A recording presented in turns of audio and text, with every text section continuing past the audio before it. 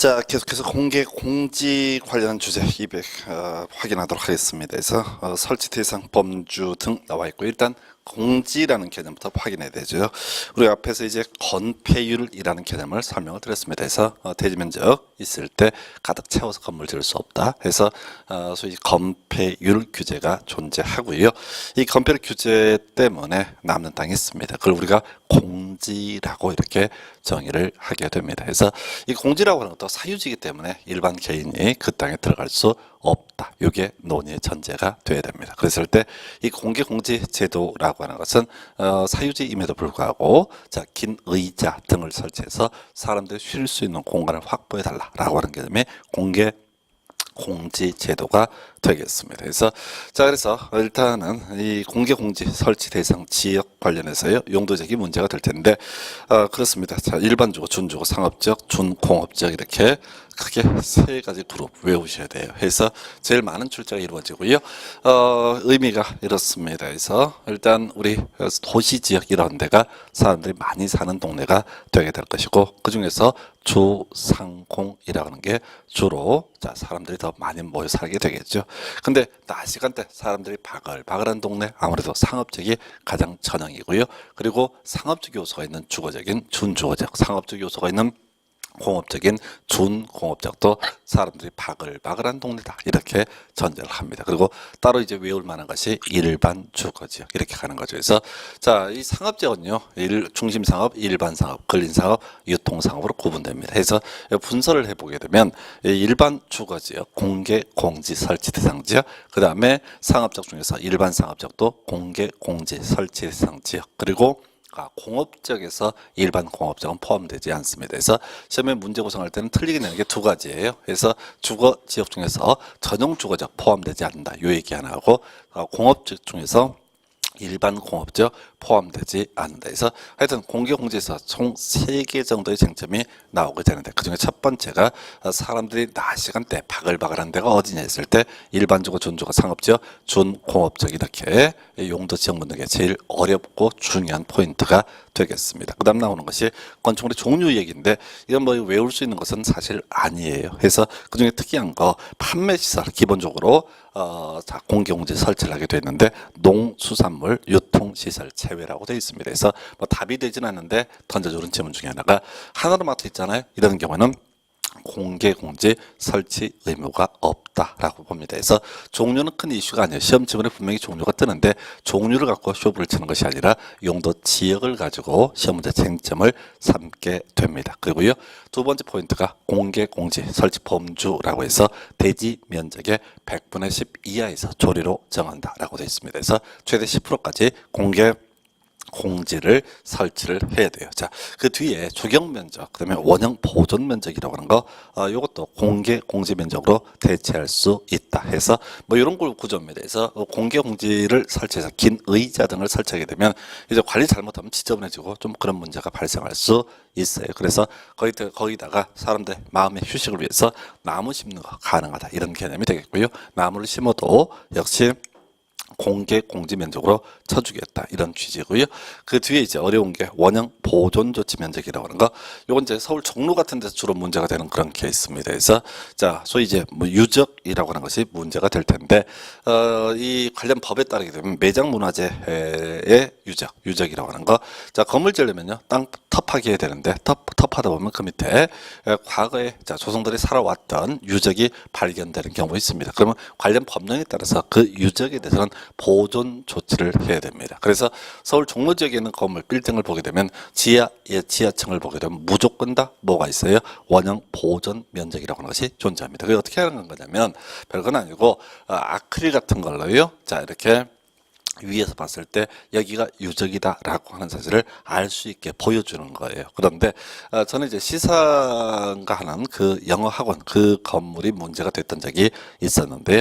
거기다 이제 원형 보존 조치 면적을 한 다음에 이 사람들이 어떻게 했냐면은 거기다가 카펫 깔고 그 독서실로 써버리는 그런 사건이 있었습니다. 그래서 원형 보존 조치 면적이라고 하는 것은 관련 법에 따라서 그냥 사람들이 언제든지 이게 유적이었다라고 하는 사실을 볼 수 있게 해줘야 되거든요. 근데 이게 이제 뭐가 문제가 문제가 되냐면은 이 원형 보존 조치 면적을 했을 때 국가 지자체에서 어떤 지원도 해주지 않습니다. 법에서 의무적으로 보존 조치만 하도록 규정을 하고 있었고요.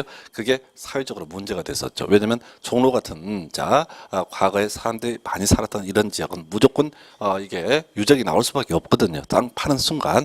그래서 이 건축법에서 이 원형 보존 조치 면적을 하게 되면 공개 공지를 설치한 것으로 간주를 해주겠다라는 조항을 최근에 우리 법에 이렇게 추가를 한 사안이 되겠습니다. 그래서 일단은 주요 포인트는 100분의 10이라는 숫자 물어보는 게 하나의 포인트가 될 것이고 적용 면적 등 바로 이 공개 공지 면적으로 대체할 수 있다. 뒤에는 뭐 큰 쟁점은 되지 않겠고요. 자, 세 번째 설치 효과라고 하는 것에서 용적률과 높이 전 1.2배까지 완화 적용한다. 지난번 숫자 1.2배를 가지고 답을 구성을 했는데 계속해서 문제 구성되는 것 중에 하나가 건폐율 1.2배까지 완화 적용할 수 있다 해서 틀리게 구성을 하게 됩니다. 그래서 자, 이건 어떻게 가야 되냐면 우리가 앞에서 공개 공지 면적은 대지 면적의 100분의 10 이하라고 했습니다. 그래서 10%까지 공개 공지 면적으로 할 수가 있다라고 이렇게 전제했거든요. 근데 앞에서 상업적이 있었죠. 상업적 중에서 중심 상업적 건폐율이 얼마? 90%입니다. 최대 90%예요. 그래서 만약에 중심 상업적에 대해서 공개 공지 설치했다고 해서 뭐를 바로 건폐율 완화 적용을 하게 되면 논리적 모순이 생깁니다. 그래서 결과적으로 건폐율은 완화 적용을 할 수 없고요. 용적률과 높이 제한만 1.2배까지 완화 적용한다 해서 하여튼 시험 문제 구성할 때 숫자 물어보는 거 1.2배하고 아까 10% 요거 물어보는 것들이 있었고요.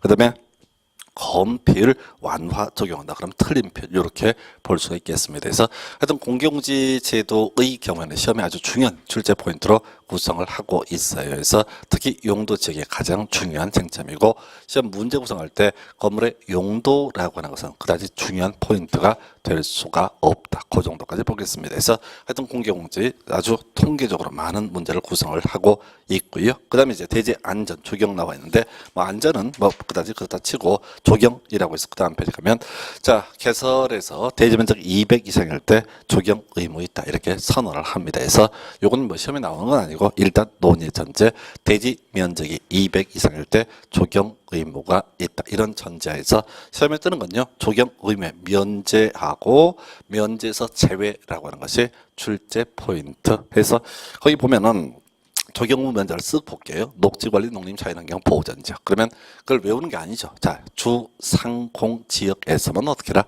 조경을 해라. 이런 취지가 되겠습니다. 포인트 안 되고요. 그 다음에 2번 보니까 물류시설. 요 좀 이따 따로 설명을 드리겠고 3번, 4번, 5번까지 보니까 공장.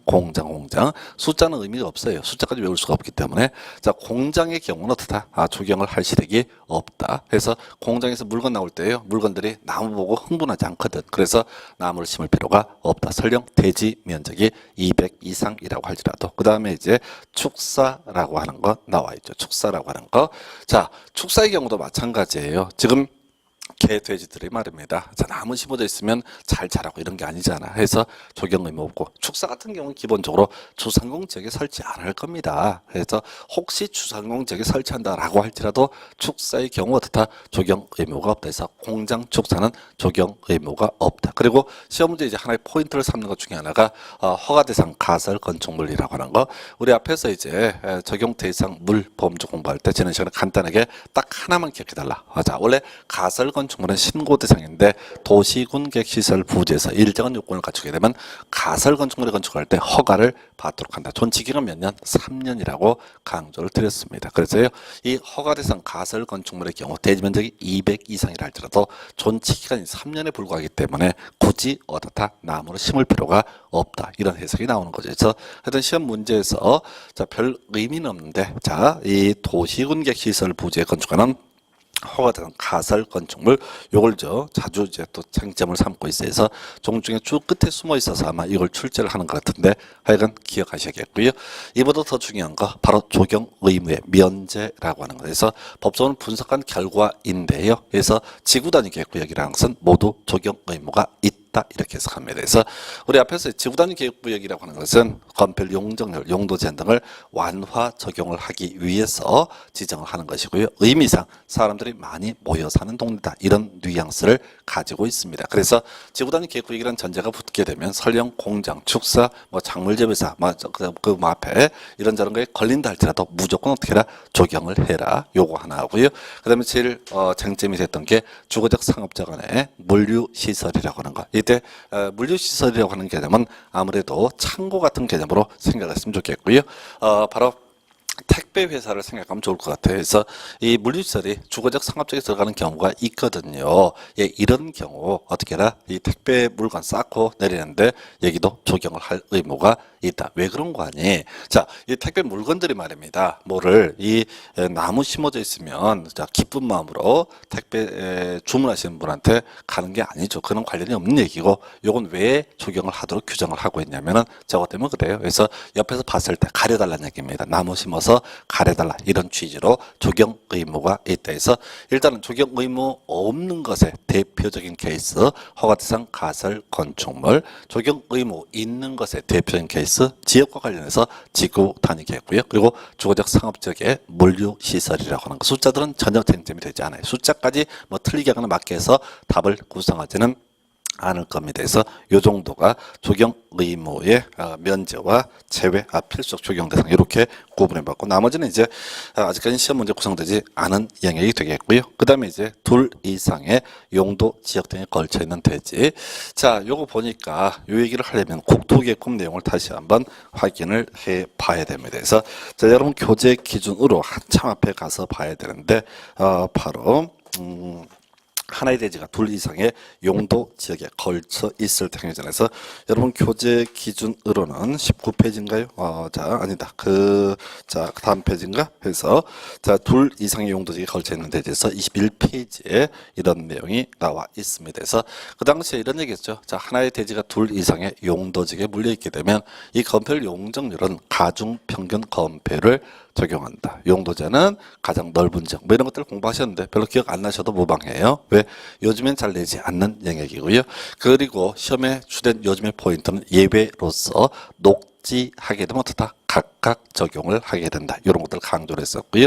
그리고 또 하나가 바로 건축물이 미관지구, 고도지구에 걸쳐 있을 때 대지 건축물 전부에 대해서 미관지구 혹은 고도지구에 관한 규정을 적용한다. 이런 것들이 이제 논의 포인트. 그래서 요즘 유형으로는 주된 출제 포인트가 녹지 지역에 걸쳐 있으면 어떻게 한다? 각각 적용을 하게 된다. 요 얘기하고요. 또 하나가 바로 건축물이 미관지구에 걸쳐 있을 때 대지 건축물 전부에 대해서 미관 지구에 관한 규정을 적용을 하게 된다. 이게 이제 꼭 암기하셔야 할 것. 특히 미관지구가 중요한 포인트라고 그랬었고요. 그런데 지금 건축법에 와서 보니까 뜬금없이 하나의 대지가 둘 이상의 용도 지역에 걸쳐 있을 때 행위전 이 얘기를 하면서 원칙 해서 중요치 하나의 원칙은 시험에 안 나오니까 과반이 속하는 지역에 관한 규정을 적용한다. 그리고 녹지 지역 뜨게 되면 각각 적용한다. 그리고 자, 건축물이 미관지구에 걸쳐 있을 때 대지 건축물 전부에 대해서 미관지구에 관한 규정을 적용한다 해서 법조문이 거의 비슷하게 되어 있습니다. 요건 이제 왜 그런 거 하니?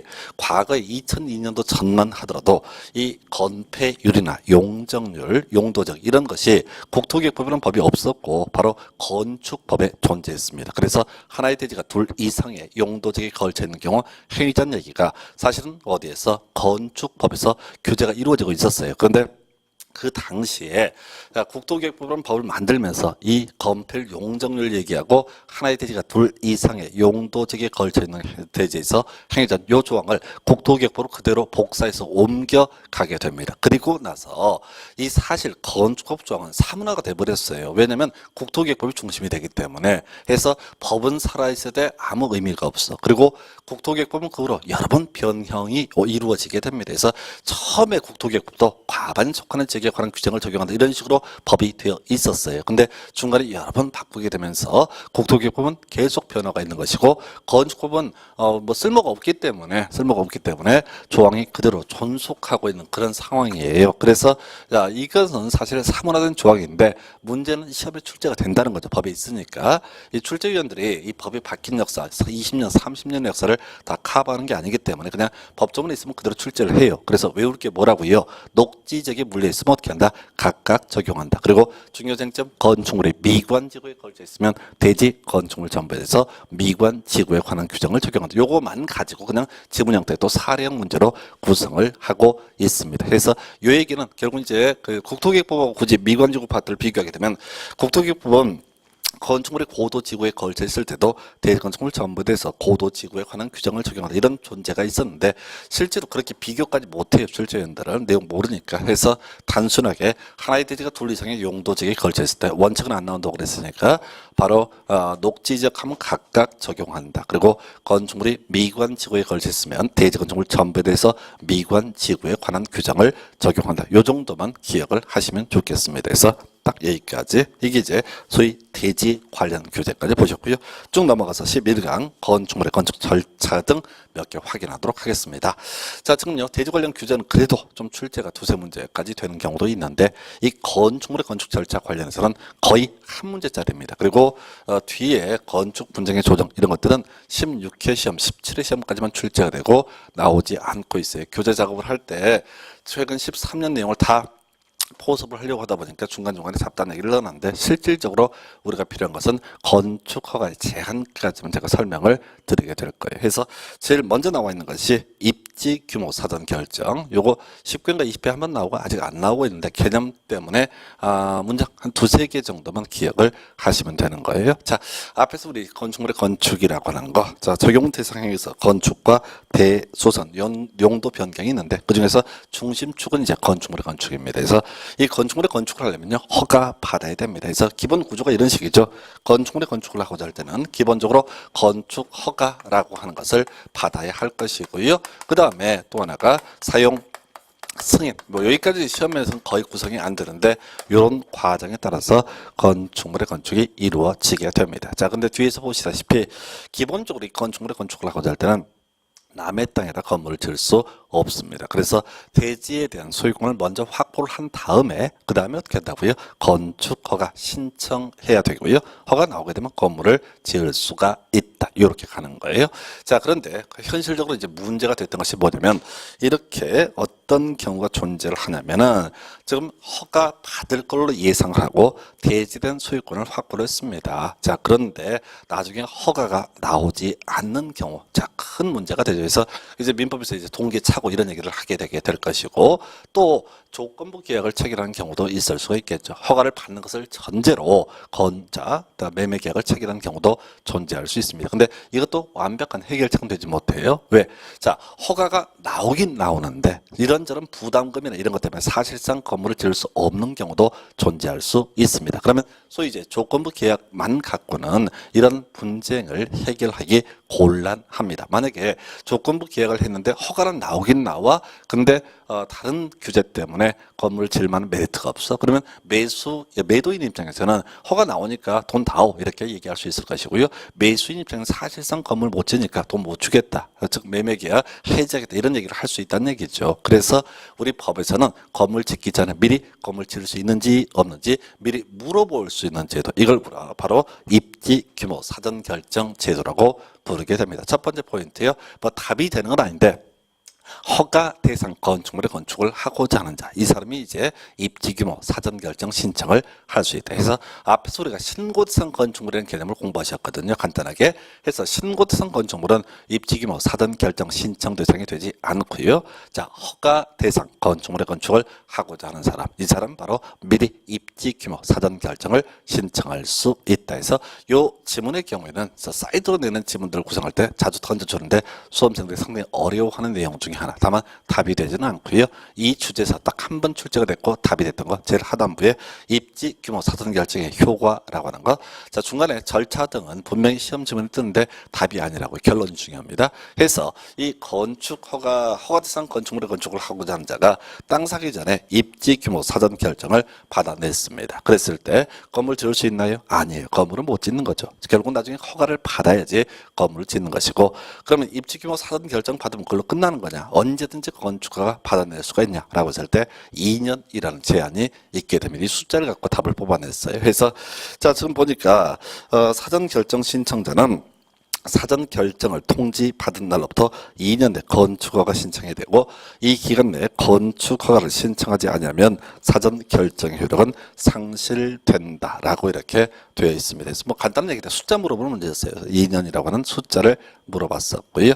그 다음에 이제 사전 결정 있게 되면은 건물을 못 짓습니다. 앞으로 2년 내 건축허가 신청하게 되면 특별한 사정이 없으면 허가를 내주겠다 이런 논리 구조예요. 그랬을 때 자 그러면 입지 규모 사전 결정이 있으면 어떤 법적 효과가 있느냐 했을 때 관련 인허가 의제라고 하는 건 나와 있고요. 우리 시험에서는 아직 안 나왔고요. 18회 감정평가 시험에서 이걸 한번 출제했던 바가 있습니다. 그래서 거기 보니까 개발 행위가 나와 있고요. 농지 전용 허가가 나와 있고 산지 전용 허가 등 나와 있습니다. 그래서 요거 지난 시간에 공부하실 때 자 이런 말씀을 드렸어요. 자 땅을 들어엎고자 한다라고 했을 때 일반적인 토지일 때는 개발 행위 허가를 받으면 됩니다. 자 농지일 때는요 농지 전용 허가 받으면 됩니다. 산지일 때는요 산지 전용 허가 받으면 됩니다. 요 뭔 얘기인 거 아니? 개발 행위 허가, 농지 전용 허가, 산지 전용 허가 이 셋 다 같은 말이라는 얘기예요. 그래서 이게 땅을 들어엎고 싶을 때 그 문제의 토지가 농지면은 개발 행위 허가를 받을 게 아니라 농지 전용 허가, 산지면은 개발 행위 허가를 받을 것이 아니라 산지 전용 허가를 받아야 된다. 해서 요건 이제 뭐 중요 포인트는 아닌데 무조건 묶어서 가는 거예요. 똑같은 말을 토지의 특성에 따라서 달리 표현하고 있는 것에 불과하고요. 그 다음에 이제 나와 있는 것이 하천 점용 허가 나와 있나요? 그래서 이 하천 점용 허가라고 하는 것은 자 그 내과에 있는 물을 끌어다 쓸 수 있는 권리를 하천 점용 허가라고 부르게 됩니다. 그래서 지금 입지 규모 사전 결정이 있게 되면 건축물의 건축은 당연히 할 수가 없고요. 대신 이 건축물의 건축을 하기 위한 예비 과정으로서 바로 개발행 허가, 농지 전용 허가, 산지 전용 허가 그리고 하천 점용 허가 이런 것들은 어떻다 할 수가 있다 이런 취지가 되겠습니다. 그래서 구제 해석하면 자 입지 규모 사전 결정했으면 건물은 지을 수 없지만 땅은 들어볼 수 있다. 땅이 딱딱하니까 물을 끌어다 쓸 수가 있다 해서 하천 점용 허가, 개발 행위 허가, 농지 전용 허가가 여기까지 확인해 봤어요. 그래서 지금 이제 입지 규모 사전 결정에서는 첫 번째 허가 대상 건축물일 때만 문제가 될 것이고 두 번째 입지 규모 사전 결정이 있게 되면 2년 내 건축허가 신청이 되고 없게 되면 입지 규모 사전 결정 효력은 상실된다. 세 번째 자 입지 규모 사전 결정 있으면 건물은 지을 수 없지만은 바로 땅은 들어볼 수 있다 해서 개발 행위가 농지 전용 허가, 산지 전용 허가, 그다음에 하천 점용 허가 등이 의제되게 된다. 이렇게 세 개가 맥시멈이 되겠습니다. 그다음 나오는 주제가 대제 소유권 확보 얘기 내용 나와 있죠. 그래서 원칙 자 건축 허가를 받으려는 사람은 미리 대제 소유권을 확보해라. 뭐 이런 거 외운 거 아니죠. 원칙이니까. 자 근데 예외 있어요. 대제에 대한 소유권을 확보하지 않고도 건축 허가를 신청할 수 있는 경우가 크게 두 개가 있는데 더 이렇게 기네요. 자 거기서는 외울 게 뭐냐면 분양 목적, 분양을 목적으로 하는 공동주택 제외라고 되어 있죠. 그러면 이제 결론을 외우셔야 돼. 자, 기본적으로 대지에 대한 소유권을 확보해라. 근데 대지에 대한 소유권을 확보하지 않아도 되는 경우가 있다. 뭔지 모르겠고. 근데 그 중에서 자, 대지에 대한 소유권을 확보하지 않아도 되는 경우에서 제외라고 하는 거. 이건 뭔 소리야? 반드시 대지에 대한 소유권을 확보를 해라. 딱 하나만 외우는 거죠. 자, 분양 목적의 공동주택에 건축을 하고 싶은 사람은 미리 소유권을 확보를 해야만이 어떻다 허가를 받을 수 있다. 자, 분양 목적의 공동주택의 건축, 이건 주택법이랑 같이 맞물려 갈 텐데, 자 이런 거죠. 동네에서 연립주택 장사, 다가구 다세대주택 장사하시는 분들, 이분들을 얘기하게 되는 겁니다. 그래서 이분들은 건축허가 신청하기 앞서 미리 대지에 대한 소유권을 확보해야 된다. 요거 하나만 기억하시면 좋은 거예요. 그래서 여기까지 대지에 대한 소유권 확보 대책 보셨고요. 그 다음에 이제 가장 뭐 중요한 출제 이슈가 될 수 있는 것이 허가권자라고 하는 개념이 되겠습니다. 그래서 자 일단 첫 번째 원칙에서 시군구청장 그 앞에 이제 특별자치시장, 특별자치도시는 중요한 게 아니고 그냥 허가권자 누구라고요? 시군구청장. 그냥 외우셔야 돼. 아까 대수선 용도 변경에 있어 특히 용도 변경에 있어서 허가권자 누가 된다? 시군구청장 이렇게 외워달라고 그랬습니다. 해서 법조문에서는 건축물의 건축 대수선을 하려는 자 바로 시군구청장에게 허가를 받아야 된다. 이렇게 이제 정의를 하고 있을 것이고요. 해서 따로 얘기 안 하면 건축허가 신청, 건축허가권자는 누가 된다? 시군구청장. 그래서 이렇게 가는 거죠. 자, 특별시 다녀서는 주로 허가권자가 누가 되겠어요? 구청장. 광역시에서는 뭐 구나 주로 이제 구가 있고 군도 있는 경우인데 구청장, 군수가 허가권자가 됩니다. 자, 그리고 도 단위에서는 도는 도면에는 시와 군이 있거든요. 그래서 도 단위에서는 시장, 군수가 허가권자. 이게 기본 논리의 전제가 돼야 돼요. 자, 그런데 지금 도지사의 사전 승인이라고 하는 것이 있어요. 그래서 자, 도 밑에 시장, 군수가 지 멋대로 허가할 수 없고 일정한 경우에는 도지사의 승인을 받아서만 어떻게 할 수 있다? 허가를 해줄 수가 있다 해서 범주를 물어보는 거죠. 그래서 크게 대형 건축물하고 위락 숙박 시설로 구분을 할 수 있습니다. 다시요. 대형 건축물은 시장 군수가 허가를 함에 있어서 지 멋대로 허가할 수 없고 도지사의 승인 받아라. 위락 숙박 시설도 기본적으로 지 멋대로 허가할 수 없고 도지사의 사전 승인을 받아서만 어떻게 할 수 있다? 허가를 할 수 있다. 주의하실 게 도지사는 어떤 경우에도 허가권자가 되지는 못한다라는 것도 미리 기억하셔야 돼요. 그 뒤에 가게 되면 특별시장, 광역시장이 허가권자가 되는 경우도 존재할 수 있습니다. 그러나 도지사는 절대로 허가권자가 될 수가 없다라고 하는 거, 요거 절대 놓쳐서는 안 돼요. 해서 거기 보니까 도지사의 사전 승인이라고 해서 항목을 보니까 대형 건축물로서 자 21층 이상, 10만 이상 초고층 건축물 등을 예시하는데 시험 문제 답이 되는 것은 공장, 창고, 제외라고 하는 거 나와 있죠. 해서 설령 21층 이상 혹은 10만 제곱미터 이상이라고 할지라도 공장, 창고의 경우 다 승인을 요하지 않는다. 이걸 문장을 다 외우는 게 아니라 결국은 답을 지어내는 거. 공장, 창고는 어떻다? 승인을 요하지 않는다. 이게 출제 포인트고요. 그리고 자 위락시설, 숙박시설 나와 있습니다. 그래서 이 위락시설, 숙박시설 크게 두 개로 분류를 하고 있어요. 그 중에 하나가 주거환경, 교육환경보호 이런 표현을 쓰고 있고요. 또 하나가 자연환경, 수질보호 이런 표현을 쓰고 있습니다. 해서 자 요거 주거환경, 교육환경이라고 하는 개념은 도심지를 상상을 하시면 좋겠습니다. 해서 이 도심지에 위락시설 혹은 숙박시설을 시장 군수가 허가를 하고자 할 때는 지금 멋대로 허가할 수 없고 어떻게 해라? 도지사의 승인을 받아라. 규모요? 따지지 않습니다. 이 주거환경, 교육환경, 도심지에 있어서는 이런 시설들이 주변 환경에 피해를 줄 수 있다. 이런 관점에서 무조건 도지사의 승인을 받아야 한다. 이렇게 정리하시고요. 한편 자 자연환경, 수질보호 이런 거 나와 있잖아요.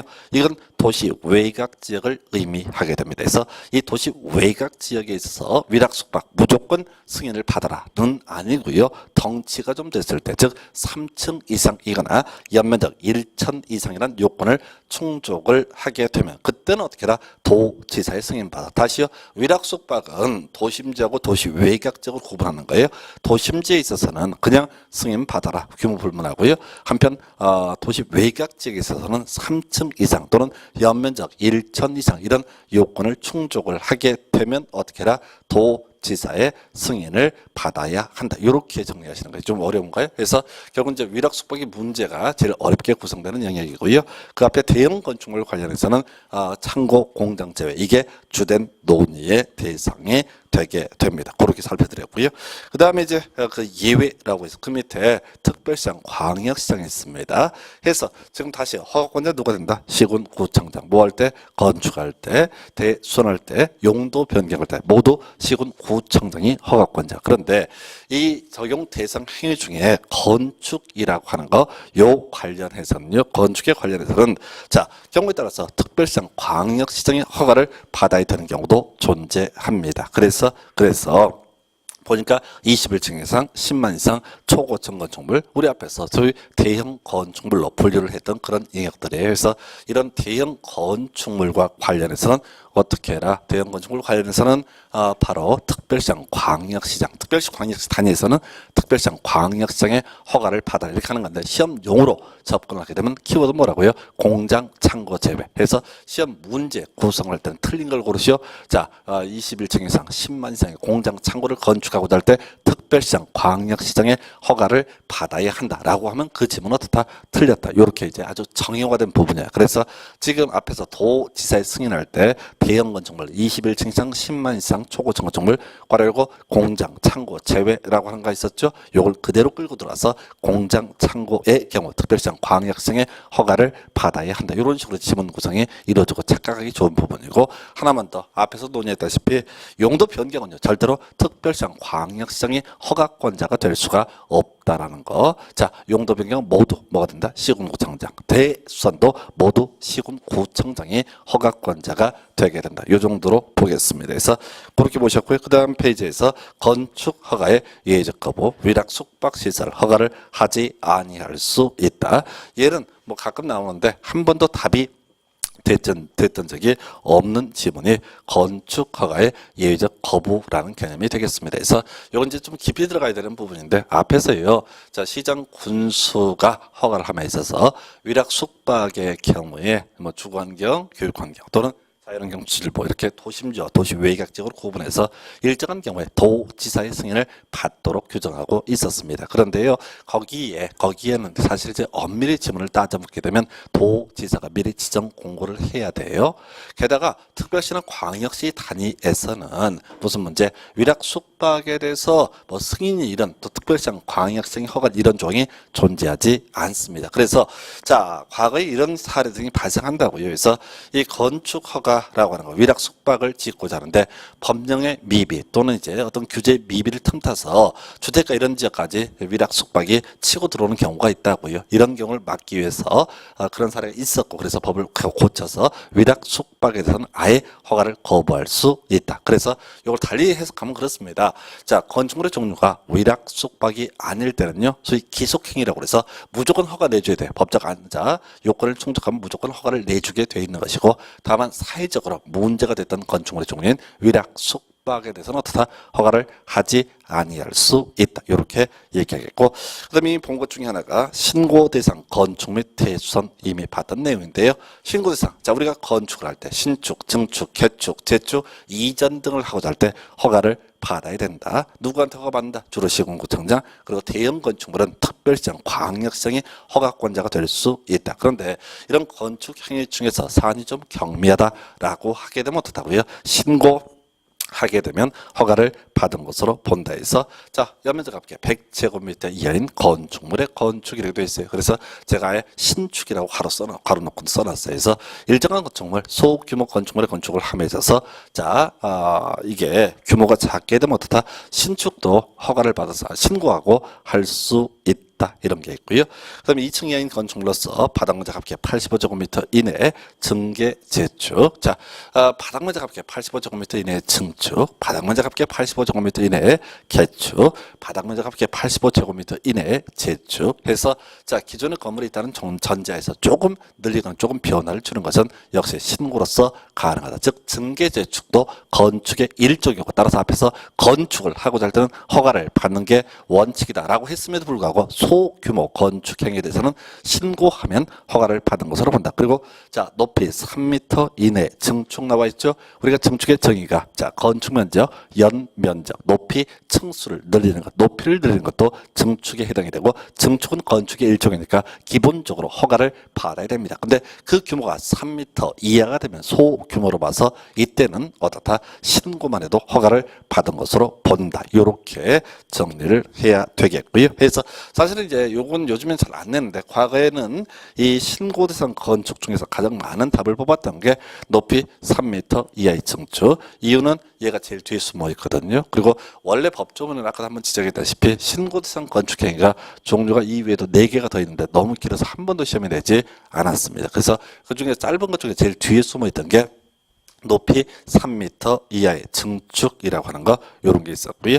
그다음에 신고 대상 대수선이라고 하는 거 이미 설명드렸었죠. 대수선 기본적으로 허가를 받아야 된다. 근데 소규모 건축물의 대수선, 소규모 건축물 우리 법에서는 3층 미만이고 200제곱미터 미만 건축물로 정의를 합니다. 그리고 실제 문제 구성할 때는 2층이고 연면적 180제곱미터인 건축물, 이게 이제 거의 마치 공식처럼 출제가 되고 있어요. 그런 게 있었고, 아직은 출제가 되지 않았던 대수선 6개 수선이라고 하는 것은 신고하게 되면 허가를 받은 것으로 본다. 이 정도 있겠고요.